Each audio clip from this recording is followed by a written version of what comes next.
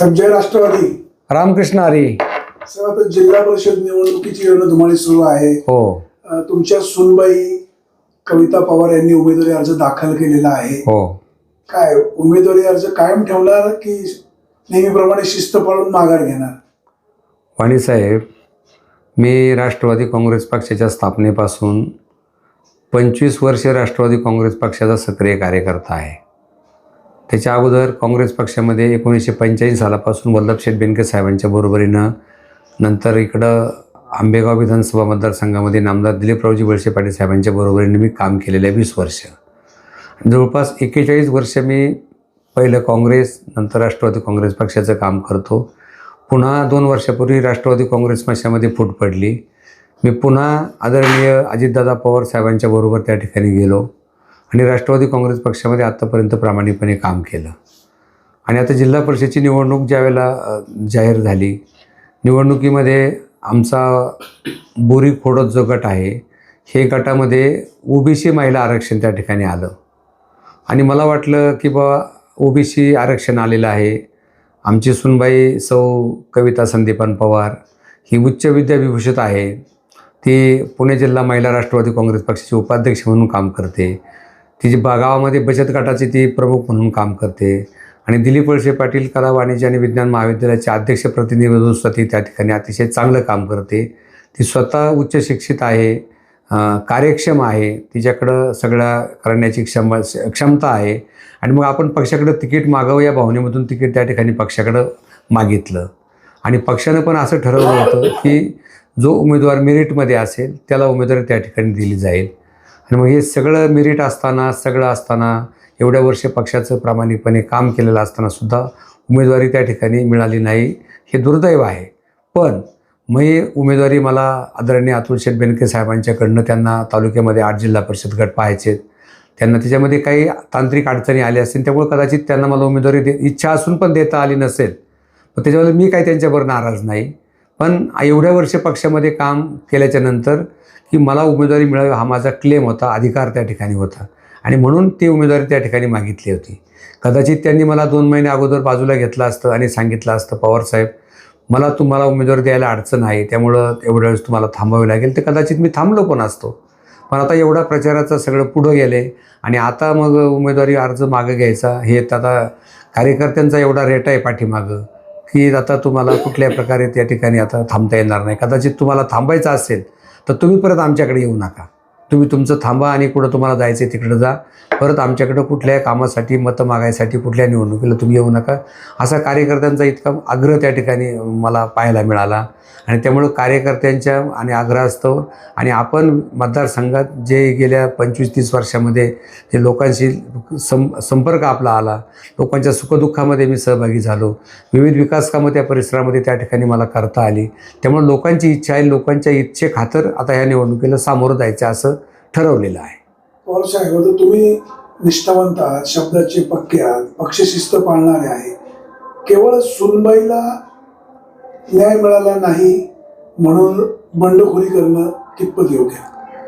वाणी साहेब, बंडखोरी करणं हे कितपत योग्य की अयोग्य हे नंतर ठरणार आहे. पण ज्यावेळेला एखादा कार्यकर्ता 40-41 वर्ष पक्षाशी एकनिष्ठ राहतो, तर त्यावेळेला उमेदवारी ती पक्षाने पण तेवढ्यात एकनिष्ठतेनं तेवढा विचार करून उमेदवारी त्या ठिकाणी द्यायला पाहिजे होती ना. उमेदवारी टाळली ना उमेदवारी पक्षानं. का टाळली उमेदवारी? काय आमच्याकडे मेरिट नव्हतं का? काय मेरिट कमी होतं उमेदवारामध्ये?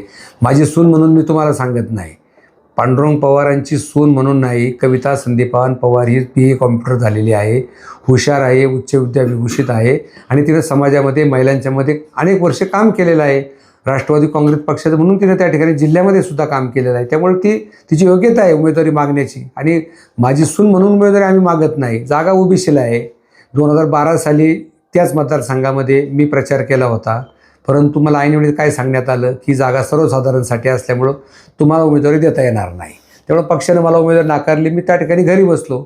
मग आता जर तालुक्यामध्ये 4 जागा ओबीसीच्या महिलांसाठी आरक्षित आलेल्या असताना 4 जागामध्ये राष्ट्रवादी काँग्रेस पक्षाने एकही ठिकाणी ओबीसी उमेदवार देऊ शकले नाहीत.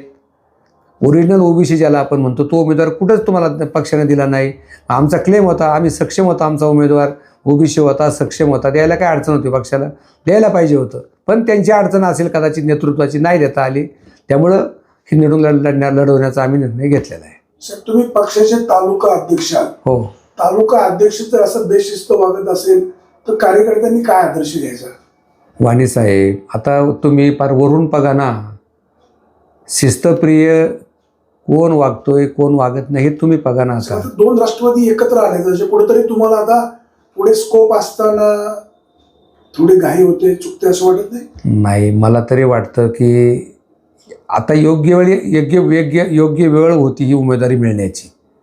हिच्यानंतर आता पुन्हा 5 वर्ष जाणार, पुन्हा जागा सर्वसाधारण झाल्या. आता सुनबाईसाठीच आग्रह नाही समजू शकलो असतो. नाही, पण मी काम केलेलं आहे ना पक्षाचं, आणि सुनबाईनं पण सुद्धा काम केलेलं आहे. ती काय पक्षाचंच काम करते ना, तिनेही काम केलं, मी स्वतः काम केलेलं आहे ना. मतदारसंघात काम, ती मतदारसंघाचा कानूस घ्या, मतदारसंघात लोकांची काय भावना आहे ती तुम्ही भावना पण समजून घ्या. ते भावना लोकांचे आदर आहे, लोकांचा आग्रह आहे म्हणून मागणी, सुनबाई म्हणून अजिबात नाही.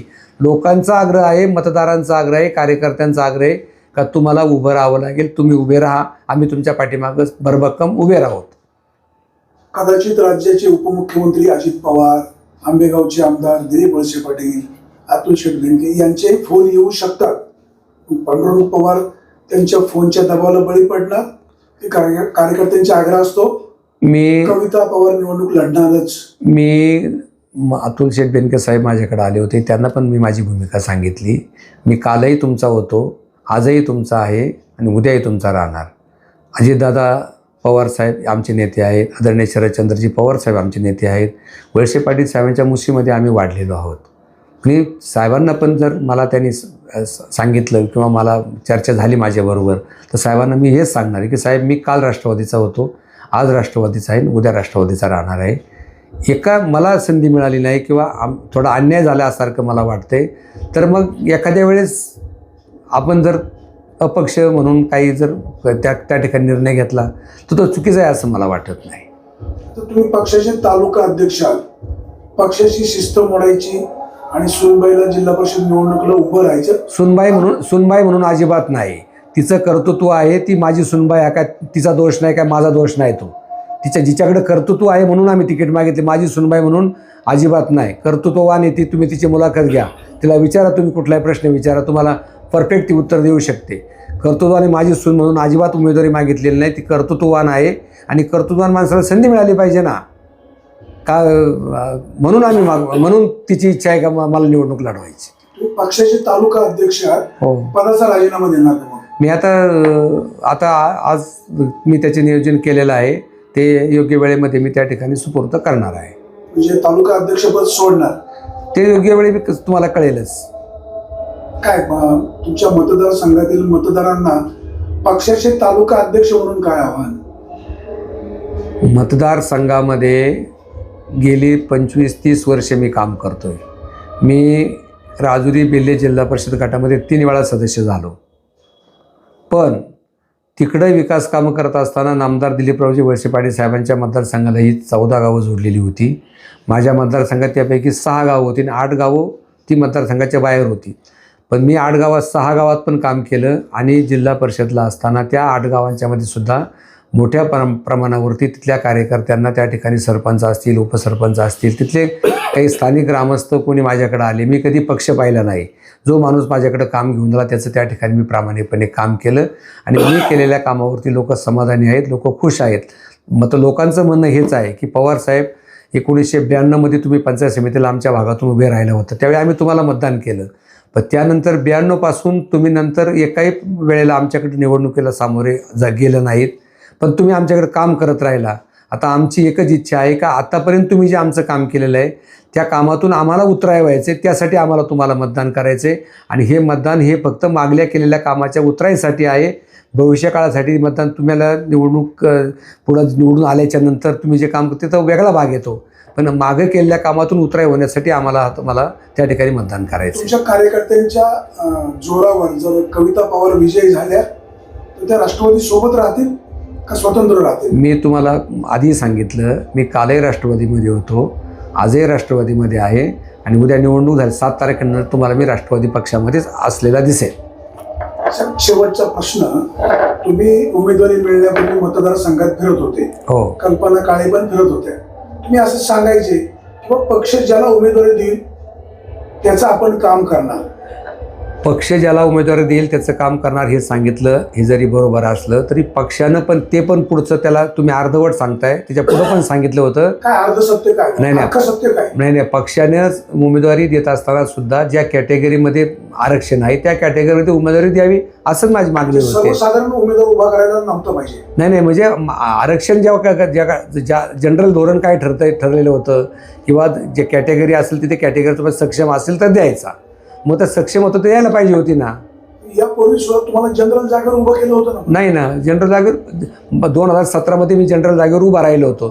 पण त्यावेळेला तालुक्यामध्ये ॲडजस्टमेंट झाली होती. काय ॲडजस्टमेंट झाली होती की अंकुश आमले साहेबांचा मतदारसंघ त्यावेळेला ओबीसी आला होता आणि माझा मतदारसंघ सर्वसाधारण होता. त्यावेळेला पक्षानं असं धोरण ठरवलं की या सर्वसाधारण मतदारसंघामध्ये पांडुरंग पवारांना ओबीसी म्हणून तिकीट द्यायचं आणि अंकुश आमले साहेबांच्या मतदारसंघामध्ये ती ओबीसी जागा होती ती त्यांना अंकुश आमले साहेबांना सर्वसाधारण म्हणून त्या गटामध्ये तिकीट द्यायचं. थोडी अदलाबदल केलेली होती, एवढाच फरक होता.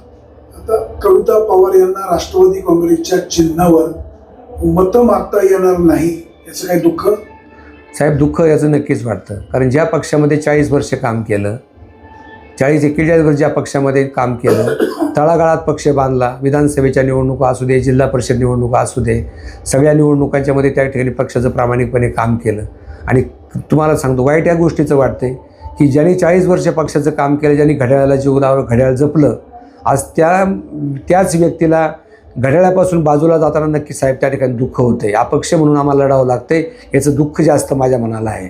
कारण कदाचित 2 महिने अगोदर सांगितलं असतं तर मी 100% थांबलो असतो. पण अगदी उमेदवारी जाहीर होण्याची म्हणजे फॉर्म भरायचे शेवटच्या दिवशी रात्री 10-11 वाजता त्या ठिकाणी निरोप सांगितला जातो की तुम्हाला उमेदवारी नाही. हे शल्य मनामध्ये त्या ठिकाणी मोठं शल्य आहे. हे आधी सांगितलं असतं तर आम्ही 100% थांबलो असतो. पण इतक्या वर्ष पक्षाचं प्रामाणिकपणे काम करून आज त्या पक्षामध्ये आपल्या उमेदवारी मिळू शकत नाही. ज्या लोकांनी 4-4 वेळा पक्ष बदलले, 2-2 वेळा पक्ष बदलले, नेतृत्वाच्या विरोधामध्ये काम केलं, पक्षाच्या विरोधामध्ये काम केलं, आता ते सगळे उमेदवार मला ती माझ्यासमोर त्या ठिकाणी पक्षामध्ये दिसतात. ओरिजिनल राष्ट्रवादीचं काम करणारा अतुल शेठच्या विचाराचा उमेदवार मला कोण दाखवा तुम्ही पक्षामध्ये कोणाला उमेदवार दिलेले आहे.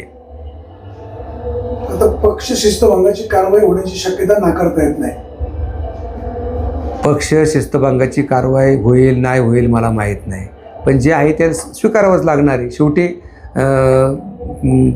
पुढं जर वाटचाल करायची असेल तर काही मिळवायचं असेल तर काहीचा त्याग करावा लागतो. त्याच्यामध्ये ते काय होईल. शेवटचा प्रश्न, तुमचे मित्र माऊली खंडागळे असं म्हणतायत की राष्ट्रवादी काँग्रेसने पांडुरंग पवार यांच्यावर अन्याय केला. पांडुरंग पवार यांच्याबद्दल माऊली खंडागळेंना एवढा कळवळा येण्याचं कारण काय? त्यांना माहीत नाही. मी त्यांची बाईट माऊलींची ऐकलेली नाही. मला कोणतरी सांगितलं होतं, ते मला बाईट ऐकावी लागेल माऊलींची. ऐकून तुम्हाला त्याच्यावर मी सविस्तर उत्तर देऊ शकतो. तर मग काय नाही, पण त्याचा डिटेल ते काय म्हणाले ते ऐकलं पाहिजे. असं म्हणाले, मी जबाबदारी सांगतो की राष्ट्रवादी काँग्रेस म्हणजे अतुल बेनकेंनी पांडुरंग पवार यांच्यावर सुद्धा अन्याय केला. अन्याय झाला हे खरंच आहे ना, झाला नाही का? तुम्हाला वाटत नाही का अन्याय झाला? हे अन्याय झाला हे माझं मन मला सांगते अन्याय झालेलाच आहे. अन्याय झाला म्हणजे अगोदर सांगितलं असतं तर मग माझी मानसिकता मी तयार केली असती, लोकांना सांगितलं असतं. पण आता इतकं पुढे गेल्याच्या नंतर पुन्हा नाकारणं म्हणजे एक प्रकारचा अन्यायच नाही का तो? माऊली खंडागळ्यांचं असं वक्तव्य म्हणजे त्यांच्या पत्नीला मतदारांची सहानुभूती मिळवण्याचा प्रयत्न नाही. तसं त्यामुळे काही सहानुभूती मिळू शकत नाही. ते असं नुसतं स्टेटमेंट केलं म्हणजे सहानुभूती मिळत नाही. त्याला सहानुभूती मिळायला लोकांमध्ये जावं लागतं, लोकांमध्ये काम करावं लागतं, त्यामुळे सहानुभूती मिळते लोकांची. आता कविता पवार यांची माघार नाही, निवडणूक लढणारच आणि विजय होणारच. निवडणूक आता लढवण्याचा निर्णय सगळ्या कार्यकर्त्यांनी मतदारांनी त्या ठिकाणी घेतलेला आहे. निवडणुकीचा फॉर्म भरलेला आहे. उद्या 3 वाजेपर्यंत माघारीची जरी मुदत असली तरी उद्या चिन्ह ज्यावेळेला आम्हाला मिळेल त्यावेळेला चिन्ह मिळाल्याच्या नंतर प्रचाराचा धुमधडाक्यात सुरू होईल प्रचार. तुम्हाला विजयासाठी शुभेच्छा. रामकृष्ण हरी.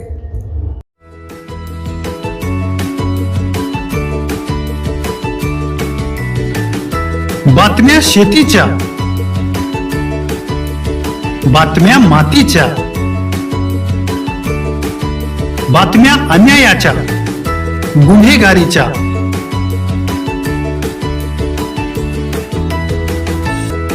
राजकारणाच्या आणि समाजकारणाच्या.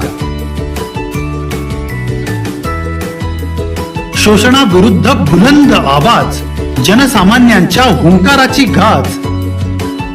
सत्कार्याला प्रोत्साहन, दुष्कृत्याला अनुशासन. निर्भीड, निस्पृह, सडेतोड, बेधडक आणि रोखटोक म्हणजेच विघ्नहर टाइम्स. शोध बातमीचा, ध्यास सत्याचा. आपलं चॅनल, आपली बातमी. सबस्क्राईब तर कराच, पण बेल आयकॉनवर क्लिक करायलाही विसरू नका.